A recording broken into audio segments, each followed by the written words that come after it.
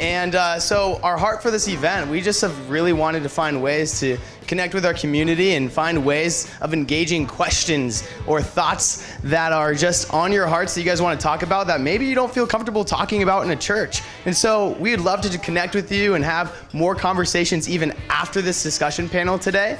And so the flow of tonight is we're going to have about 45 minutes where we get to hear from these awesome guys up here who John will be introducing in just a second. And then we're going to have some time for just talking with the people next to you. If you have questions, we're going to have some time to ask questions afterwards. So take notes in your head, write them down, and we'll be free to talk with these guys with any questions you guys have. And so we can't wait to get started. It's going to be a really fun night, and we're hoping to do this every month on the last Tuesday of the month. So keep that on your calendar. How's the food, by the way? Is it good? Thank you, Doug, in the back for the food tonight. Bartender, what's your name again? Brian, thank you for all the drinks tonight. And now I'm going to pass it off to John. Welcome. My name is John Flores. I am a worship pastor at Corner, right down the street, Community Faith. And again, just to echo what Ethan just said, we believe that people are curious about God. That's a gift that He's given us. And to foster some of that curiosity, we have invited two speakers here, Dr. Paul Metzger and Dr. Robert Potter. I'm going to introduce Dr. Metzger, and then he's going to introduce Dr. Potter.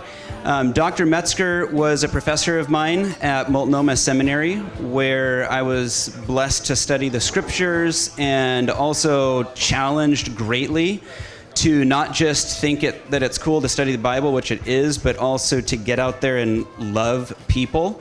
When I think of Dr. Metzger, I think of this quote from rabbis who used to study the Torah, and they say, the service of the Torah is better than the study thereof. And it really makes me think how important it is to get out into the community and love the people that are closest to you. And so thank you for coming tonight. We really appreciate the fact that you guys are here. That is awesome. So Dr. Metzger, thank you so much for being here. It's a pleasure once again to be able to listen to you. Could you also introduce Dr. Potter? Thank you. Thank you. Thank you, John. Can you hear this all right? Yeah. Maybe a little bit higher. John asked you to turn it off, didn't he? Yeah. So is it up? Okay, you can hear it? All right. So it's great to be here tonight with you and to reflect on the subject at hand. Dr. Robert Potter has been a friend of mine for several years, many years, and an advisor to us at Multnomah University and Seminary on an American Association for the Advancement of Science grant on how to incorporate science into the seminaries. You have his bio there, but he's a polymath. He's an expert in so many different spheres. In addition to being a medical doctor, he has expertise in religion, psychology, and ethics. And he's been a personal advisor to my family and myself in the midst of dealing with the trauma of my oldest child's traumatic brain injury, catastrophic brain injury. It's been 19 months, and Dr. Potter's been with us throughout that ordeal with both clinical skill and empathic connection. So grateful to be able to partner once again with my friend and mentor, Dr. Robert Potter. And I'm happy to be here, but I do want to notice that if you look at the bios here, Paul's got 30% more than I do.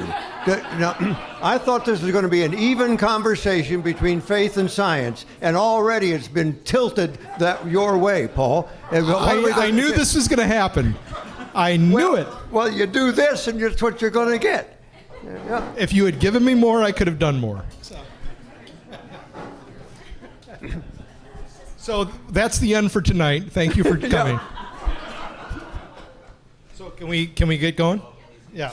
So I can't think of anything better to do than talk about theology and philosophy and science and ethics than over beer at a pub. When I was doing my doctoral studies in England, it's what I did all the time, theology and beer.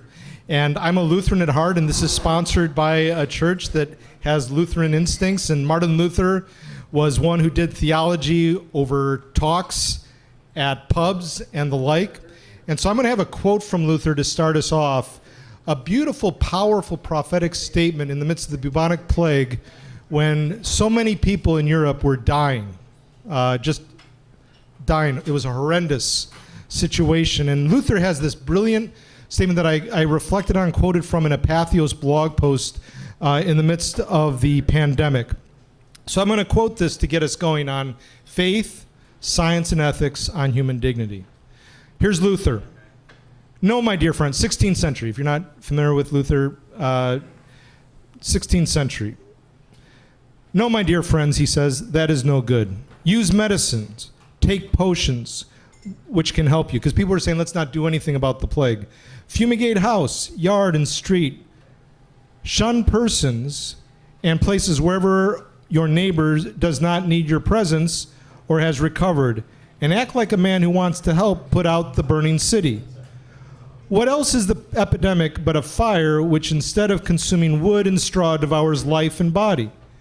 You ought to think this way. Very well, by God's decree, the enemy has sent us poison and deadly offal. Therefore I shall ask God mercifully to protect us. Then I shall fumigate, help purify the air, administer medicine and take it. I shall avoid places and persons when my presence is not needed in order not to become contaminated and thus perchance infect and pollute others, and so cause their death as a result of my negligence. If God should wish to take me, he will surely find me, and I have done what he has expected of me, and so I'm not responsible for either my own death or the death of others. If my neighbor needs me, however, I shall not avoid place or person, but will go freely as stated above. See, this is such a God-fearing faith because it is neither brash nor foolhardy and does not tempt God. And this is in an article that he wrote, or an essay he wrote, Whether One May Flee from a Deadly Plague. And I just love the integration of faith, respect for science, and certainly it's all about ethics in caring for one's neighbor. And I just think it's such a profound articulation. We can debate, no doubt there are many views on how to deal with major issues like the pandemic in our midst, even here in this room. But we should all be concerned for the integration of faith, science, and ethics, and the concern for human dignity. Wherever we're coming from on the issue, that should be our telos, our goal. And so, Robert, your thoughts about what you think about Luther, this quote as United Methodists, but what you think about Martin Luther's statement here on the integration of faith, science, and ethics. Well, you know, I had read volumes about and by Luther, and I did not realize this. Think of this. He's telling you to use the potions. He's telling you to avoid the infection. The word infection is even used here, which wasn't used in any language until 1890. So I'm a little doubtful about the German translation here, but I didn't look at the original. We didn't know what infection was until 1890, okay? But here you've got a guy saying, take the science that we know, limited and feeble though it may be, take the science that we know and apply it to your situation. That is the command of God. That we are to take some responsibility for ourselves. It's not all up to God, although at the same time he will say all is up to God, and then contradict his colleague John Calvin, who said God determines everything and all that stuff. We'll not worry about that. Let's just focus on the fact that Luther was already 500 years ago telling us, as we follow the Christian faith, do it with an integration of the science that you know. That's my response to Martin Luther. Thank you, Robert. And by the way, can you hear us okay in the back? Would you prefer for us to stand up when we're sharing? Are you okay? Okay, so I always stand to preach. Yeah, and you bring it. You're like a Methodist, writer doing evangelism tours like John Wesley himself. My horse is outside. That's right. Okay, so we're at this point going to deal with definitions, right? We're talking about faith, and really in particular terms theology, science, and ethics. So we're going to give definitions at the outset. I think that's important as we even deal with human dignity, which is not easy to address either. What is human dignity? What's dignity? one of the lead nurses at my son's care facilities, one of the leaders says, we want to put a cloth over Christopher at all times to protect his dignity. And I don't know what her religious background, if she has one, is, but that's gold to me when I hear to protect, to affirm his dignity. For me, it's inherent, not for everyone. Dignity is not inherent for some. It's based on your economic status and things of that sort, your fame game, etc. But dignity is inherent to me as a Christian. But that's a mystery. What is dignity? Anyway, theology. What is theology? What is religion? What is faith? Dr. Potter studied at the University of Chicago Divinity School, and before his time, there was a leading philosophical theologian by the name of Paul Tillich, who taught there after leaving Harvard. And Tillich, while I'm a Bardian, I like Tillich's definition of theology and religion. Theology and God deals with our ultimate concern. So I'm going to do a little quiz at every once in a while in here just to see if you're with me. Gretchen was asking earlier, is there going to be a quiz tonight? So I'm just telling you, the quiz will come at different times. So what did I say Paul Tillich said about theology and religion and such? It's dealing with what? Ultimate concern. Ultimate concern. Can we hear that? Can I hear you say that? Ultimate concern. Whatever concerns you ultimately is your God. So like I think, well, yeah, God's my ultimate concern, but if you know the account in the scriptures, Matthew 19 with the rich young ruler, he thought his ultimate concern was God, but by the time Jesus is done in dialoguing with him, I really think that his ultimate concern was his money. Because he did not follow Christ because he was a man of great wealth.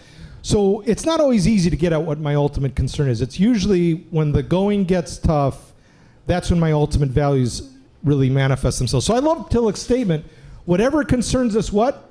Ultimately, that is our God. As someone who studied at Chicago, and it's really, Tillich was a master of engaging and articulating religion and theology and faith to a secular scientific age. What do you make of Tillich's statement, and how would you expand on it, Dr. Potter? Yeah, the whole problem with ultimate concern, Tillich said much later that he regretted ever making up the phrase. That he didn't tell me he was going to do this, by the way. This is what he always does. This is not ethical. He said, it's realistic, however. He said, every time I say you only have to be concerned about the ultimate concern. The ultimate concern in ethics in particular is whatever is the concern right now. It doesn't have to be that which is so transcendent and eternal that it has to do with your life in heaven sometime, okay? It has to do with what you're concerned about right now. That's what we're concerned about in ethics. And so I'm going to start my ethics lecture right now because that's why I think that Tillich's understanding of ultimate concern often gets so abstract that it only deals with the really big stuff, okay? Only the really big stuff. It deals with whatever is at hand now. Here's what ethics is about. Ethics is good reasons for action. People have to do things. People have to solve problems. People have to make decisions about what to do next. Ethics is about finding good reasons for action. Or to put it a little more complicated, you could say ethics is a strategy for preventing and solving or coping with moral problems. Then you have to say, okay, what's a moral problem? A moral problem is any time your value is threatened. Anytime a value you hold is threatened, that is a moral problem. And you got to deal with it. Let me give you an example. Sharon is 43 years old. She suffered seriously over the last several years from a progressive neurological disease which has left her to the place that she cannot move her arms and legs. She can still speak, but she cannot swallow. So she cannot feed. She's in a facility and has been there for a number of years. She has an 8-year-old son and a partner, they're not married, who will take the son. She tells her mother, who's highly attentive to her, and the physician who's attending her, me, and the nurses who care for her, I want to die. And I do not want a gastric feeding tube placed in my stomach to feed me. That's the only way I can stay alive. Her mother disagrees. Her mother takes Sharon to the neighboring medical center to see the neurologist that has seen Sharon in the past, and persuades the neurologist to get a gastroenterologist to place a gastric tube. And that happens. What's the moral problem? Sharon doesn't want it. Her value is, I want to die now, and the easiest way for me to die is to not to eat. I can endure that. I do not want a gastric feeding tube because a gastric feeding tube will keep me alive indefinitely, and until the neurological disease takes me. I do not want that. Her value is threatened. That's a moral problem. And so that's what ethics deals with. That's what I deal with in medical ethics. We have to constantly figure out what is the problem. Maybe even back up a little bit, see if we could have avoided the problem to begin with, maybe with a good advance directive. How many of you folks in the room have an advance directive? Raise your hand. Oh, I'm so glad. You are a little out of bounds of the national percentage, which is running about 30% right now. Well, you're maybe it's about 30%, a little over 30% here. Yeah. Here's the problem. I did a measurement in Kansas City where I practiced medicine and taught medicine. Yeah, we had about 30% claiming they had an advance directive. Only half of them had them with them in the hospital.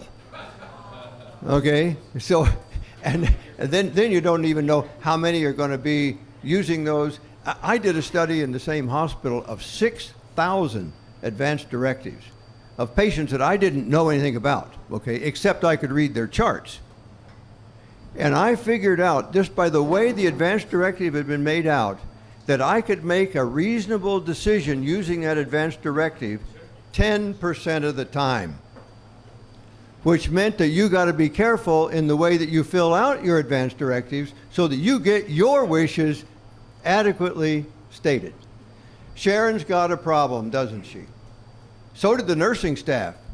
They're really upset because they know Sharon doesn't want this.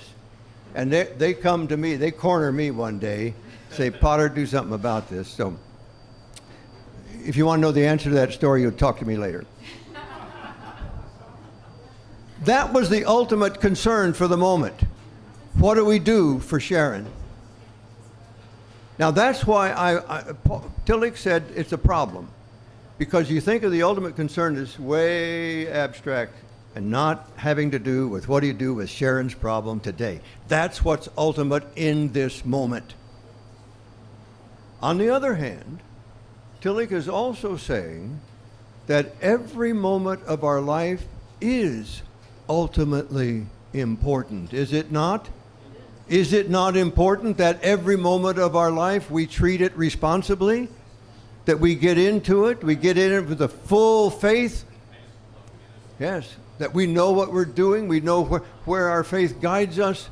Yeah, it's both okay, Paul, and has to be interpreted. Yeah. You know, Tillich said it's just got to be interpreted. I'm sorry I made up the phrase he said, but you and I can deal with it. Yeah, so I still love the phrase, even if he ended up rejecting it, because I think it really is dealing with the ultimate issues of life, the ultimate questions. But, like you said, it has to be in the concrete moment. The ultimate is now. That's right. That's right. I would even rewrite it.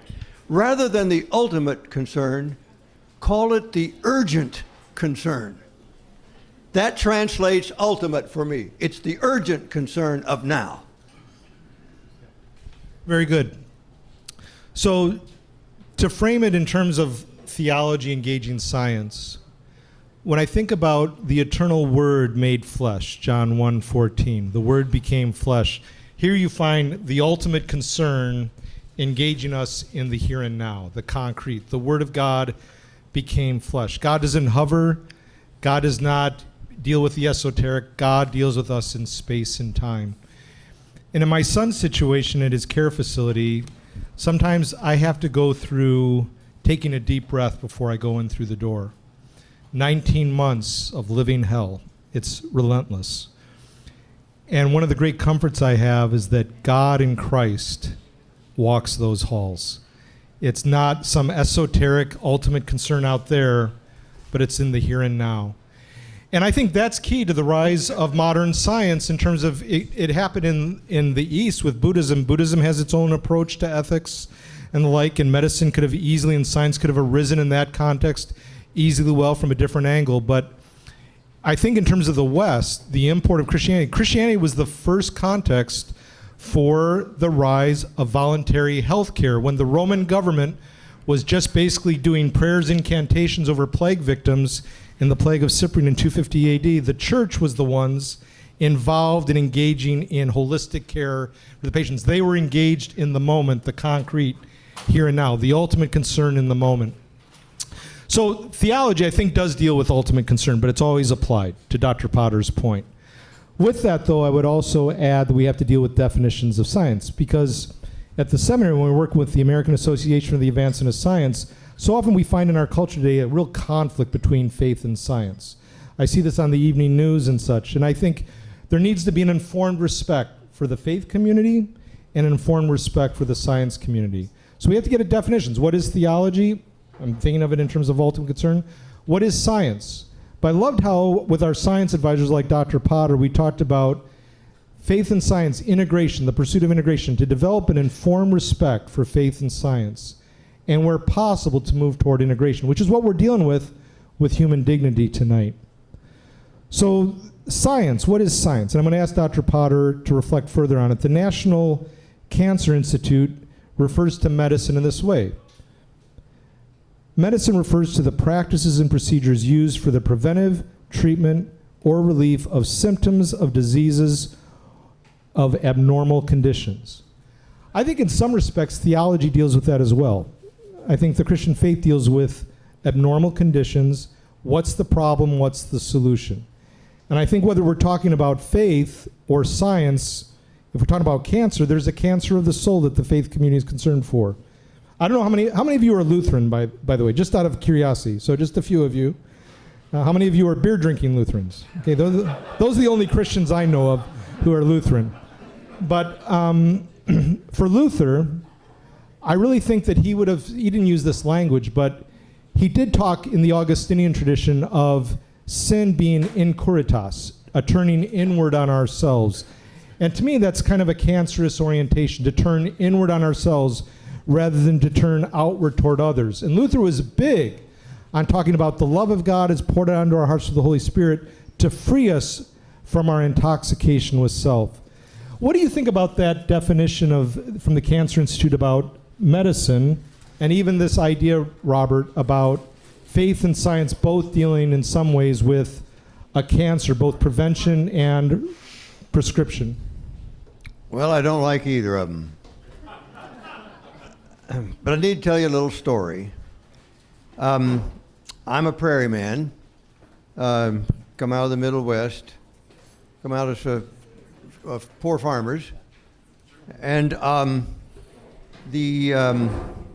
my upbringing was in the Church of Christ. I mean, we sang without instruments. We thought Luther didn't quite get it all right. We wanted to go way back to the beginning and start all over and see if we could do a little better job than the rest of you. By the time I was a senior in high school, however, I got caught up in what's called science.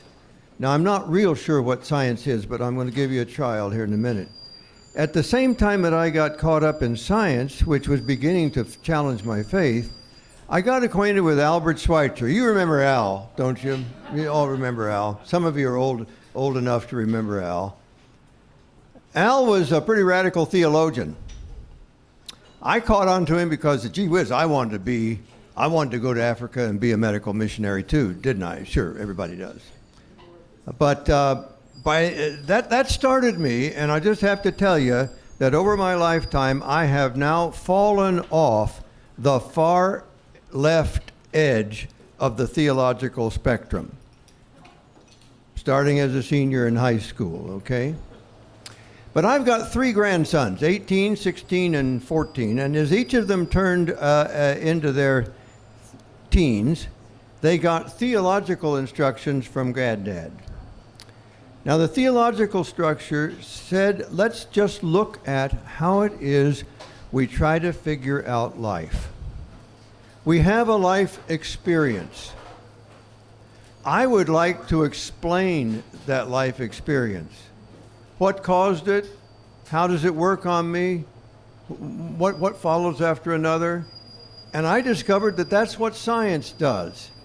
Science looks at explaining what's happening. The temperature is a certain temperature today, and if you look at the science of it, you can figure out why it's this temperature today. That's science. Science looks at the how that things happen in the world. But that's not enough. You need to have also an understanding of why the world is. Why the world is requires understanding. Understanding is developing a sense of value and meaning for why is this? Paul Tillich again said, it's the ontological question. There's no test on ontological. Ontological question is, why is there something and not nothing? Lay awake and think about that at night. I used to as a child. Why is there something and not nothing? Well, we got to figure out a meaning for that. We have to understand. Science is not going to tell us why is there something and not nothing. That's where religion works. Religion is an activity of our imagination. It's an imaginative human construction trying to understand and answer the question, why? Science answers how, religion answers why. And we need both of them to function, because when you have an experience, here's what's necessary. Whether you're an amoeba being stimulated by somebody poking you, a cat in the corner, or a human being with a problem, you have to respond. Response is what humans do to every situation in life. You have to explain it, you have to understand it, and you have to respond to it. That's the total of I'm teaching my 3 grandsons. Now I say, pay attention to science. If you want to be a scientist, you're going to have to learn a lot about the how. Don't neglect the why. Don't neglect what our religious imagination tells us about why it is and how valuable it is and how you can act out those values when you respond. That's, for me, Paul, kind of a relatively simple equation, but I learned it from a good old Missouri boy by the name of H. Richard Niebuhr. H. Richard Niebuhr was born in 1894 just out west of St. Louis, Missouri, a little ways, and he rose to become the most famous Protestant theological ethicist of the 20th century.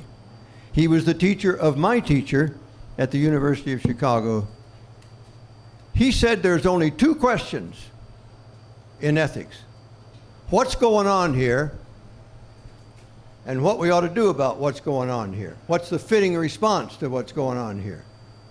I think Niebuhr didn't adequately deal with the middle question. Because my question is, what's going on here, science? In the middle is, what ought I to care about? What is my ultimate concern here, Paul? What do I care about which helps me, that guides me to figure out what's the fitting response to what's going on here? You got the picture? You know, to me, that's a way of looking at life and the whole business of trying to figure out how to behave. Where am I gonna go? What am I gonna follow? I'm gonna be a scientist. And I was telling somebody today, I don't know who it was. Oh yeah, you feet over here, challenged me about getting a D. Yeah, and I told you I got a D in quantitative analysis my senior year of college, and darn near flunked out. They were not going to let me go on to medical school, right? Because as a scientist, I was just a little limp, just a little bit limp. My problem was all through college, I went through college with a playbook in one hand and a physics book in the other, and that's what was my problem. But science is good to do, but not enough, is it? We have to figure out what's the meaning of the life that we're living. So the reality check comes from figuring out the meaning. And what was your question, Paul?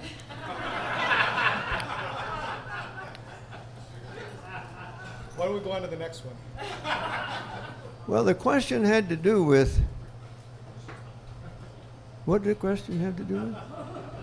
Well, you already said you didn't like the analysis of the similarity and difference between faith and science on cancer and such. Well, the problem, I'll answer Paul just a little more carefully because we are driving home together tonight. I better behave myself. The Cancer Institute said dealing with the symptoms of pathology. That's a very poor definition of medicine. Sure, when I was practicing medicine, people wanted me to make them feel better. But people came to me for two things. They wanted me to be a technological wizard and have enough science to know how to get rid of what's causing the symptoms. They also wanted me to be a compassionate guide to help them through the process of suffering. And those two I carried out, and I carried it out because being the technological wizard was part of being a scientist. Being the compassionate guide, excuse me. Boy, did I make a Freudian error there. Yeah, Freudian error, super short Freudian error. I won't be able to sleep all night. The compassionate guide, that's what it was to be a physician for me, and that's what I taught. I taught at University of Kansas Medical School from 1970 to 2004, and moved out here and then spent another 15 years teaching up at OHSU. Yeah. Technological wizard and compassionate guide. And that's not covered enough in that definition for me. That's why I was responding to it a little negatively, Paul. I don't think they were really serious about what we can do technologically. Yeah, so thank you, Robert. And apart from the Freudian slip, I was really resonating with everything there. I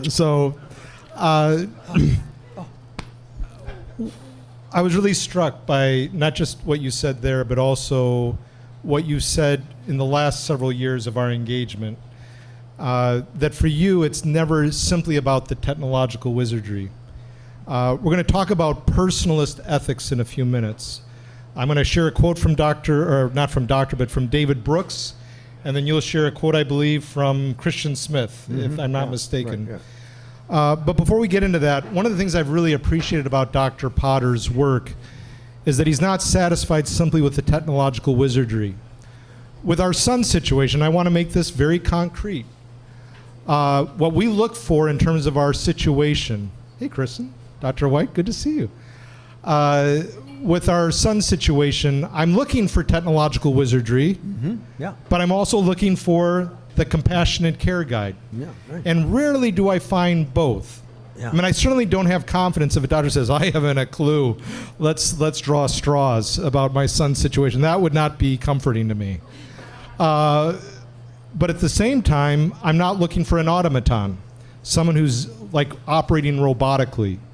And so Dr. Potter has been someone who's really passionate. I mean, you shared the story once with me about how you went to give a talk in the early days of research on medical ethics. You went to a talk at a medical school for lunchtime on ethics. Yeah, and go ahead. I asked a student, I said, is there a lecture at noon? He said, no lecture, it's just some guy talking about ethics.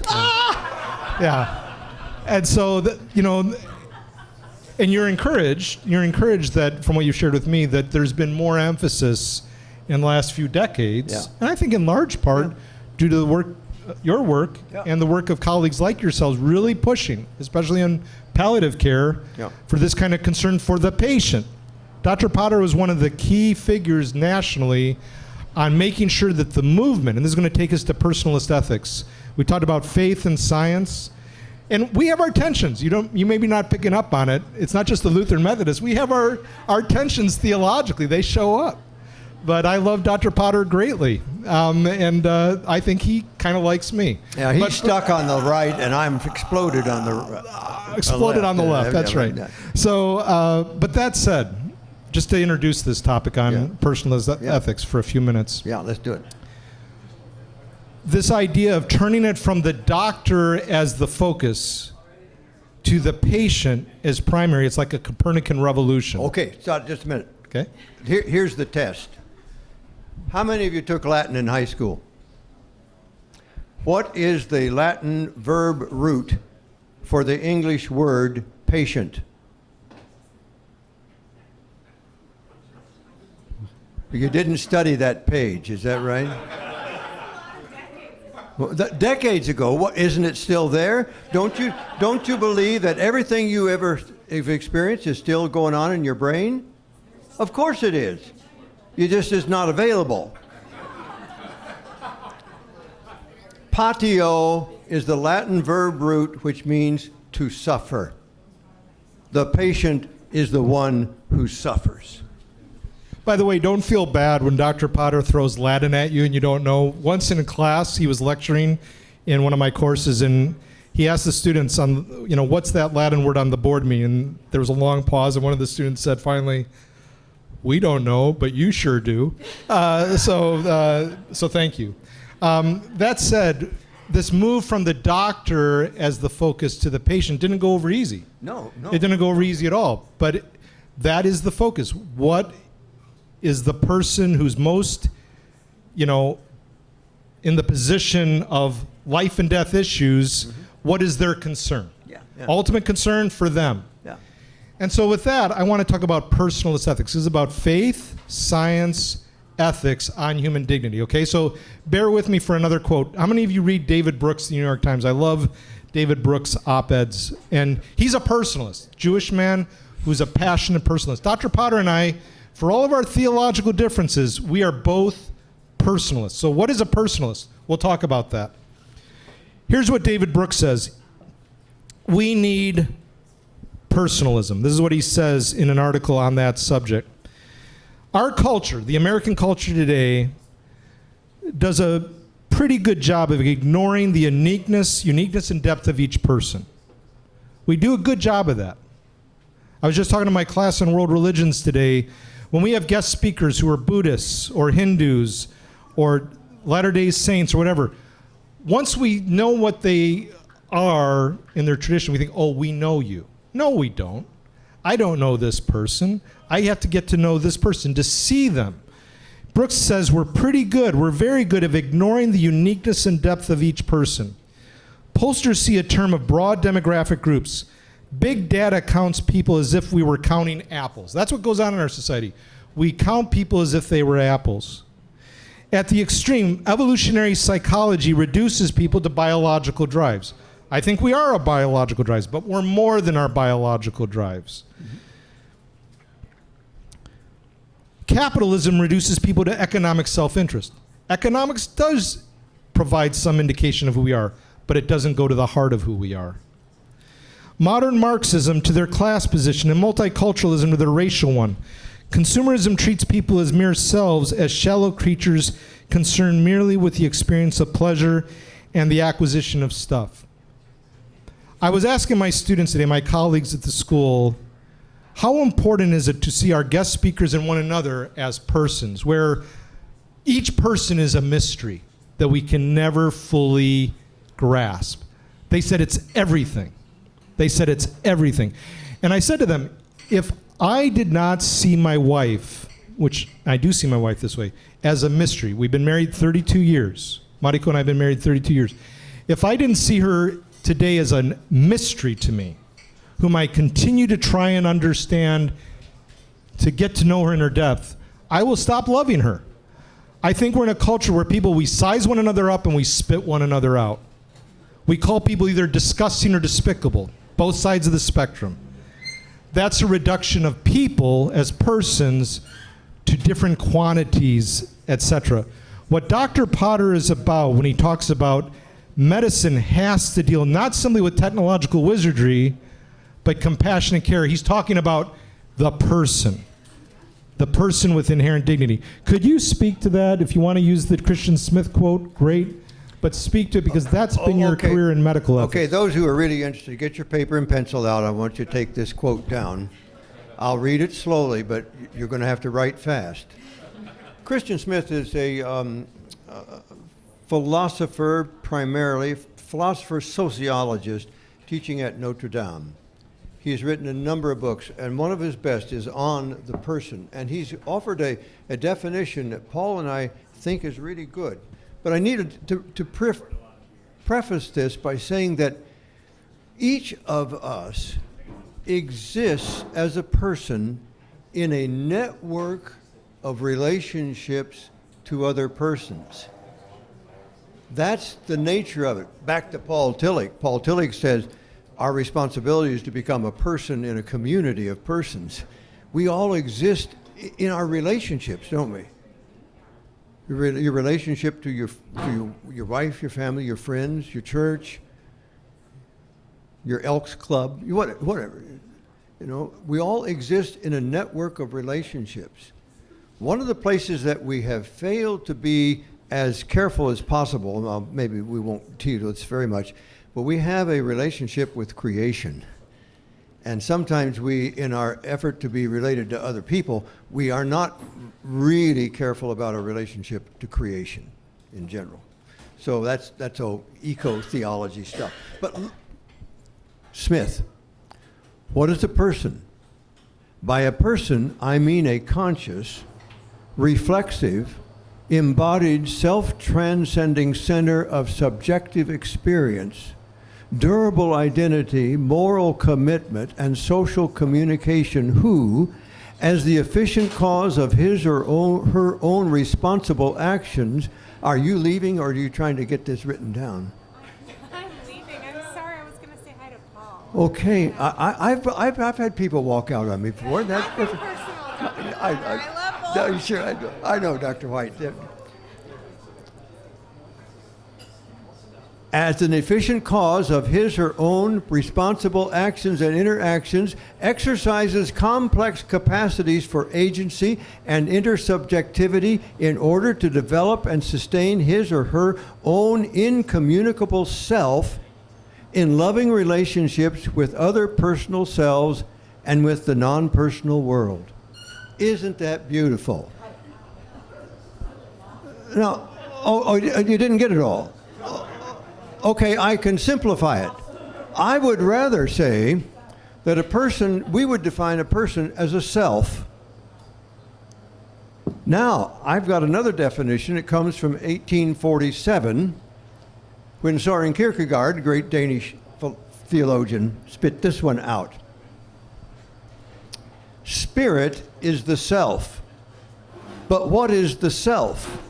The self is a relation that relates itself to itself, or with relations relating itself to itself. The self is not the relation, but is the relation that relates itself to itself. Now, do you want me to repeat that? Yeah. Okay. I'm going to explain it to you.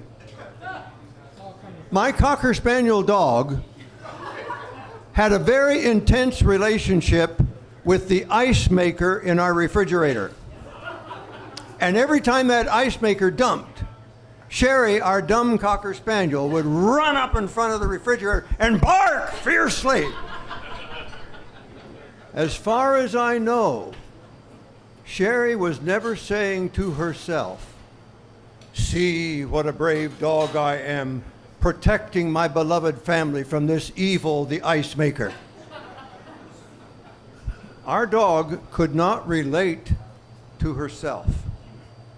You and I relate to our relationships. My wife and I have a relationship that's over 62 years old. I fell in love with her in the 4th grade. When she went home from school and got me a belt so I could play dodgeball. My pants wouldn't hold up. But I have a love relationship. I have a name for that, don't I? I relate to the relationship. Think about that, how profound that is, that we can relate to our relationships. Other creatures in the world cannot relate to their relationships. We relate to our relationships. That's what makes us persons, true selves, that we can relate to our relationships. And that's what sets us up, Paul, to be able to relate to our God. Thank you, Robert. How much time do we have?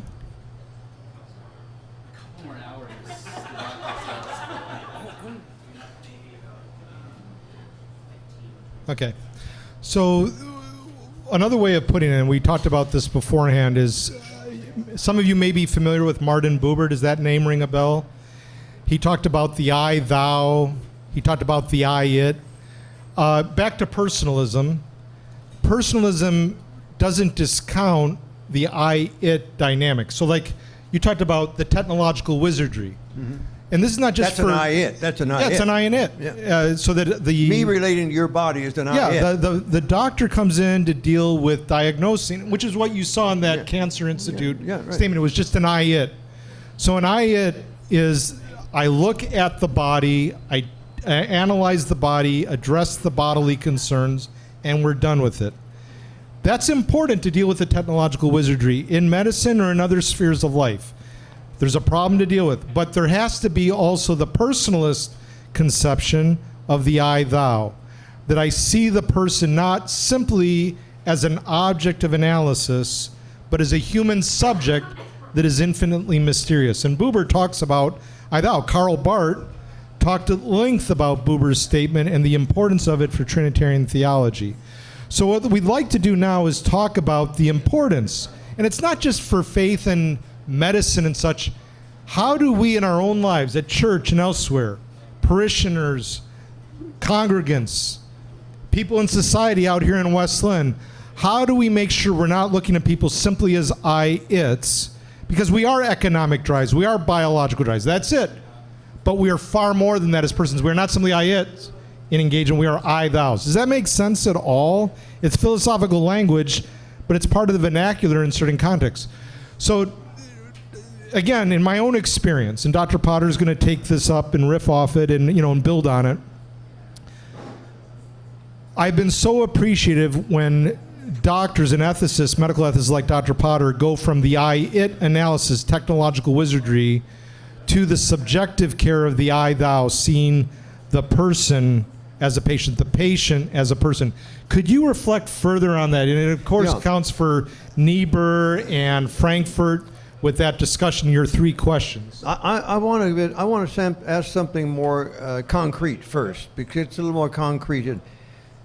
Paul, you have encountered medicine urgently, ultimately, for the last 19 years with your son with a traumatic brain injury in what we call a minimal conscious state in a care facility, needing to have everything that's done for him done by someone else. He has no capacity, if you will, at this point to relate to his relationships. He cannot respond himself.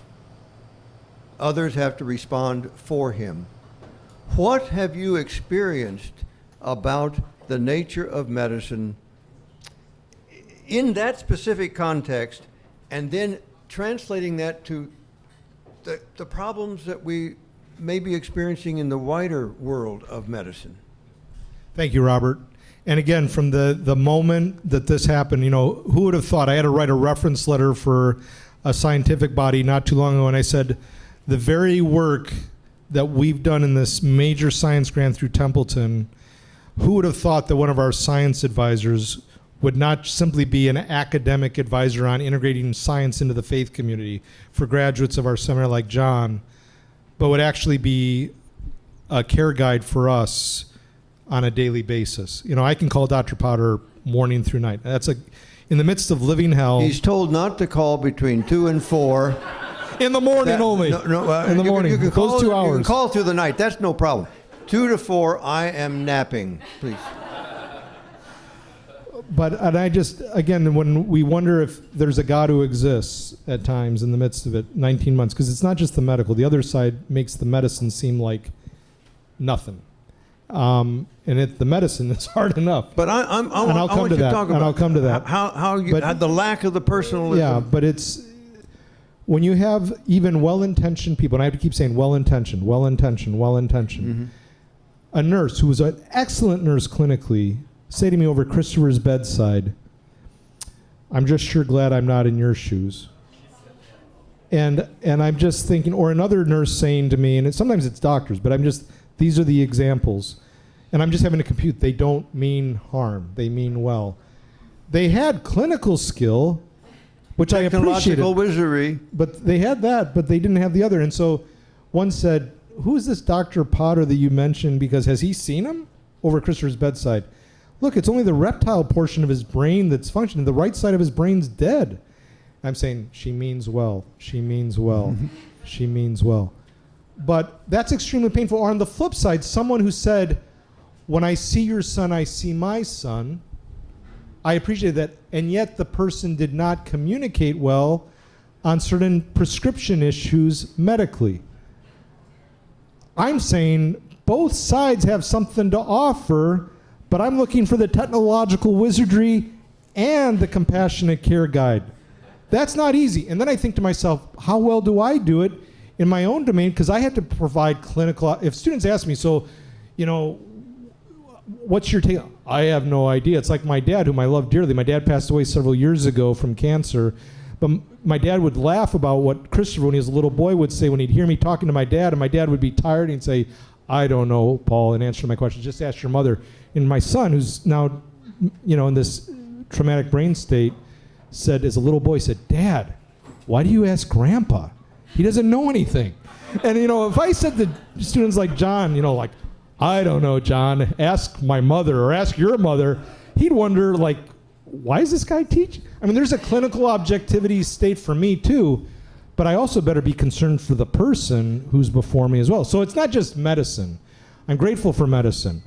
But this is on all of us in our society, that whatever our area of expertise, beyond theology and medicine, whatever your area, if it's business, if it's banking, if it's psychology, if it's a teaching situation, whatever, if it's a house husband, housewife, pastor, etc., clinical care, technological wizardry, and compassionate guide. That, to me, is a goal I have. I don't know if I'll ever reach it, but it's worth my whole life to try and move toward that end. So that's my response. Yeah. Your thoughts about it? Well, I am so stunned by how much Paul and his wife, Mariko, have to face through all of this. But I look out at you, and I can imagine that some of you have been up against situations in your life seeking medical help, and more or less confident about the technological wizardry, the science of it all, but not sure that you've been treated well as a person. Do some of you experience that? Is it troubling to you, or you just say, "Oh, well, that's just the way life is"? Do you want to do something about it? Do you? You want to do something about it? My suggestion is that you act better. I mean, gee whiz, that seems like pretty limp advice, doesn't it? But you know, if I'm fully engaged by a patient, I begin to get engaged with a patient. Okay? You know, they don't have to ask me, you know, what's your favorite color or whatever, but you know, they'd be interested in what's happened to me today. Or, you know, what have you seen problems like this before and have been troublesome? You know, there are ways for you to really treat others like persons and do it with the doctors and nurses. Because so much of the time, we're so eager to be sure that the science has been traded.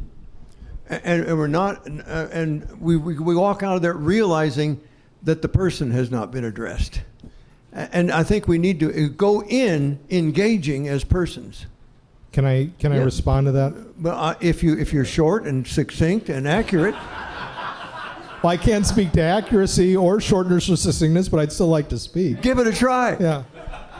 You know, when you were saying that we need to act better, you know, you and I won't mention the situation, but I was asking you for your input on a medical issue and a problem I have to advocate for my son over. And my concerns are legit on the technological wizardry side and what I'm not seeing happen. Yeah. And I'm not a wilting violet. You know, I will drive it home. And I got to make points without making enemies, as one of my pastoral friends tells me, Tom Shive. He says, make your points, Paul, without making enemies. Mm-hmm. That said, the person I'm thinking of, I know enough about their life, this medical leader.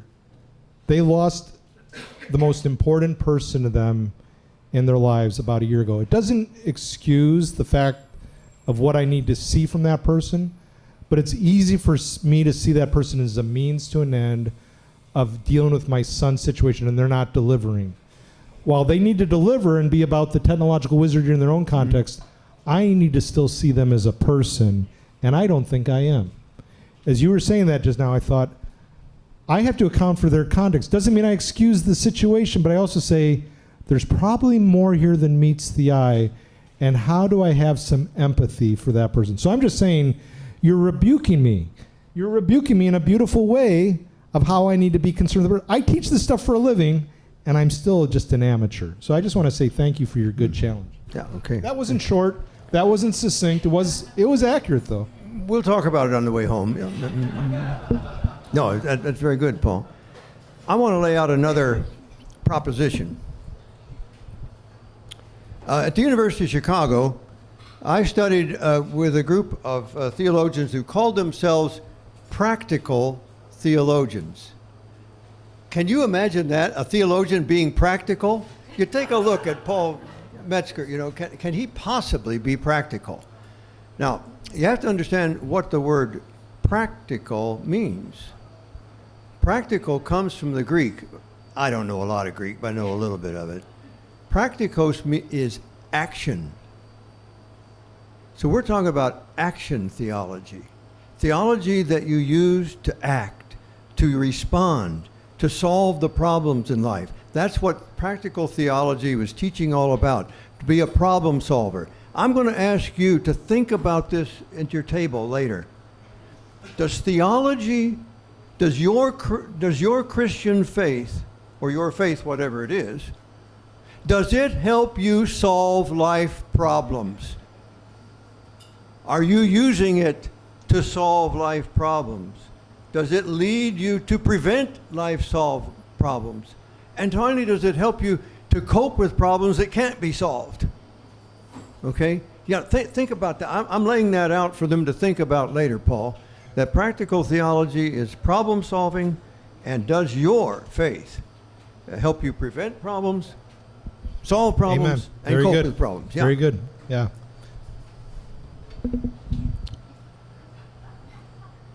Ethan.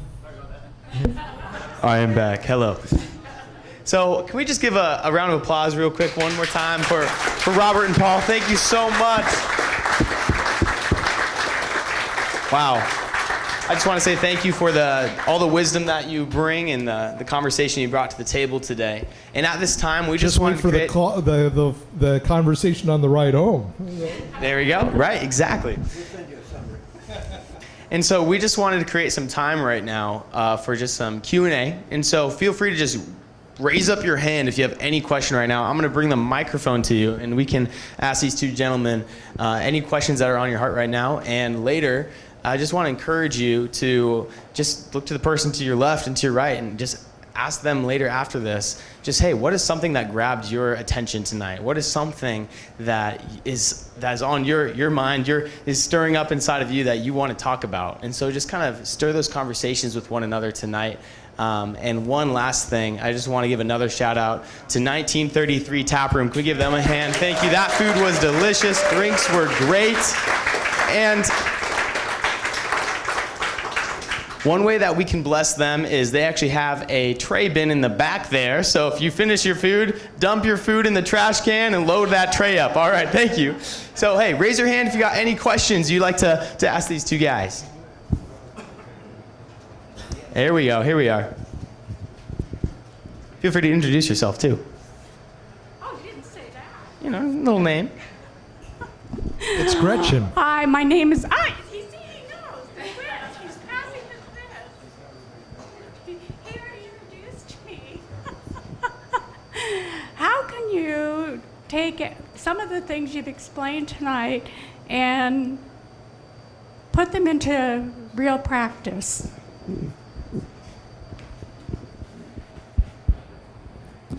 Well, my practice is with these three teenagers. If I talk theology to them and they say, that's baloney, I know I'm off base. If I can talk theology to them and it grabs them, I know that I'm getting into where people think. That's one of my tests of myself, and I work hard at it, and I've failed a time or two, Gretchen, to reach the grandsons. But many times they'll say, okay, that's right. I start off every conversation, by the way. I forgot to do it with you all. Every time I teach any place, and I've been teaching it forever, I say, don't believe a word I tell you. So that's don't believe a word I tell you. Go test it out for yourself. That's what I mean. So, Gretchen, I've worked at it with teenagers.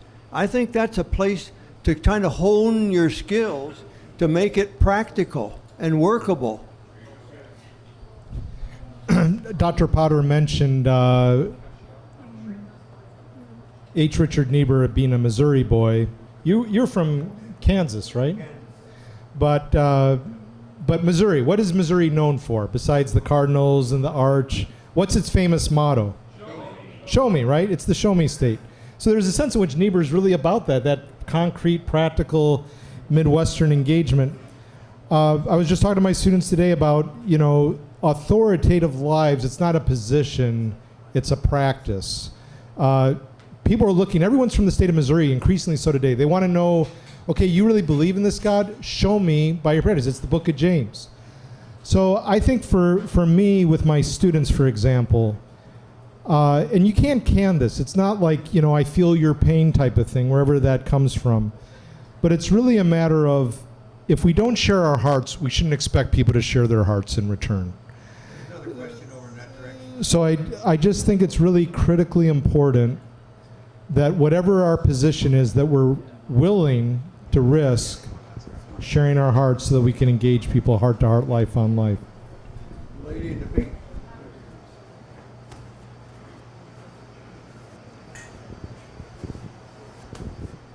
I'm Nancy. I'm a retired trauma unit and oncology nurse. And I really am passionate for palliative care. And I would like to know from Dr. Potter, since you've been teaching at the university, how much are these physicians who are in training, how much are they exposed to palliative care, compassionate care, and to actually abide by those advanced directives? You have to understand the word palliative. Again, back to the Latin.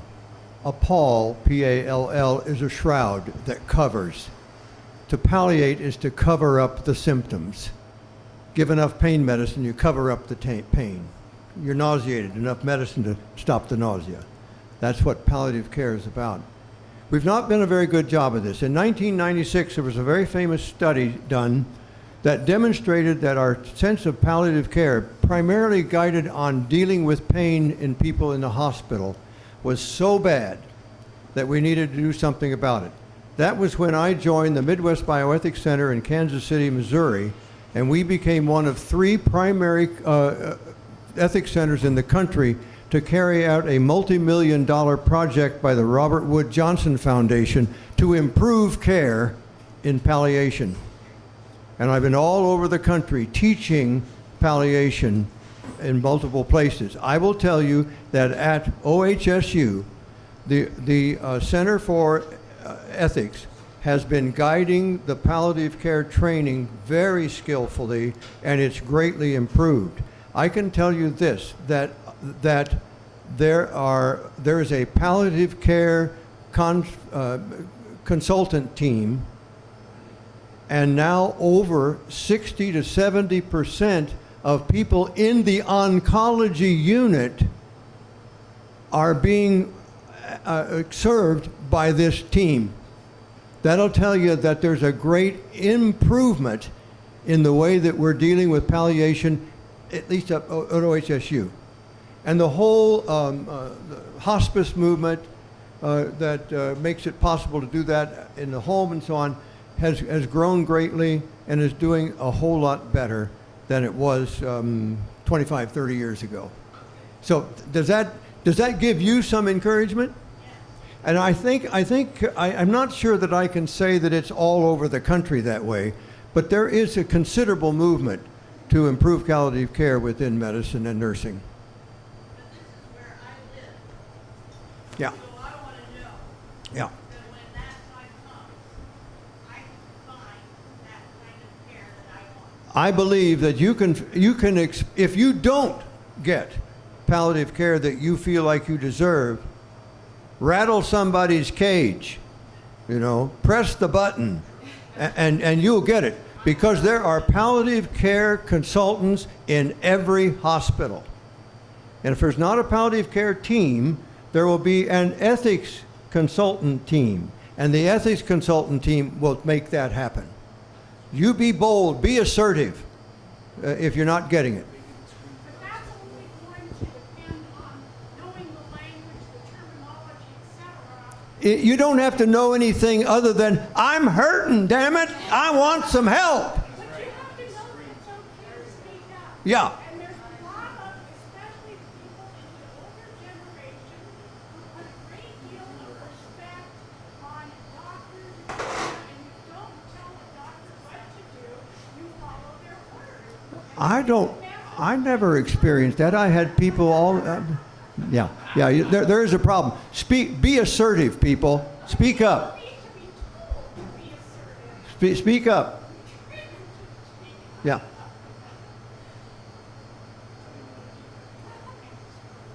We've stunned the questioners. Any other questions? Raise your hand. I have the mic over here. Hi, I'm Jeff, just guy up the street who wanted a free beer.